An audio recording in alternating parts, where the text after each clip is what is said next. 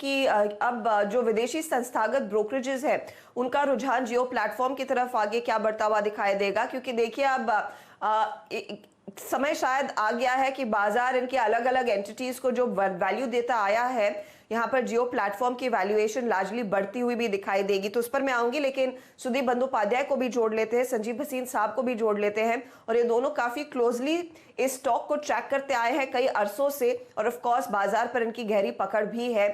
भसीन साहब, good morning. पहली राय, silver lake partners का अतिरिक्त निवेश आना, और हम जानते हैं कि सिल्वर लेक जाना जाता है बड़ी टेक्नोलॉजी कंपनियों पर बेट करने के लिए, और ये दूसरी दफा है कि सिल्वर लेक ने ये निवेश किया है और अब 2.08% तक की हिस्सेदारी ये कंपनी में होल्ड करते हैं या फिर जियो प्लेटफॉर्म में होल्ड करते हैं। इसके मायने क्या है, ये बताइए।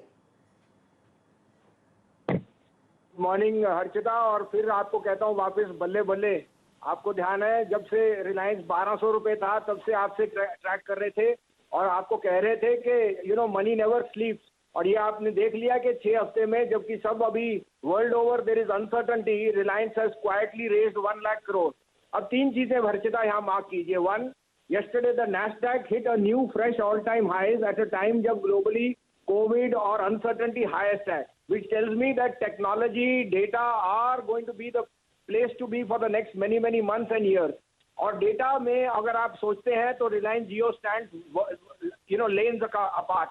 साथ में रिलायंस की तुलना आप एनर्जी से ज्यादा it will be a technology company जिसकी रीवैल्यूएशन और वैल्यूएशन का आप प्रीमियम देख रहे हैं। Secondly, it tells me that the global liquidity surge is here, और वो पैसा चाइना की तरफ जाने की जगह इंडिया जैसी डेस्टिनेशन को बहुत साउंडली कर रहा है, which is telling you the impetus which is there in the Indian market. और आपने देखा ही है जब से हम आपसे साथ ये रिलायंस की चर्चा कर रहे हैं, 8,500 से इंडेक्स भी 10,200 हो गया है। और तीसरी बात, इट टेल्स मी के आपने तीनों शेयरों की री रेटिंग देखी है, Reliance, Jio, Bharti and Vodafone, which tells me के data and telecom may be in the best place ever on the basis of rising ARPU and more visibility going forward on digital technology.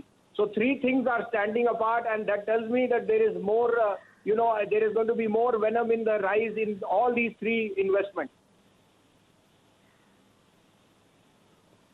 जी हाँ, तो यानी कि आगे और भी आप देखेंगे अनलॉकिंग होती हुई दिखाई देगी। Sudeep Bandopadhyay, good morning. मैं एक चीज नोटिस कर रही थी, वैल्यूएशन के टर्म्स में जियो प्लेटफॉर्म्स की जो अगर इस समय अलग एंटिटी बन जाती है तो ये सबसे वैल्यूड कंपनी रहेगी इंडियन मार्केट्स में, राइट आफ्टर रिलायंस इंडस्ट्रीज, क्योंकि ऑफ कोर्स वो एक पेरेंट कंपनी है। तो Jio platforms in the last 6 weeks आप कह सकते हैं वैल्यूएशन के तौर पर has overtaken companies like perhaps a TCS, HDFC Bank, etc.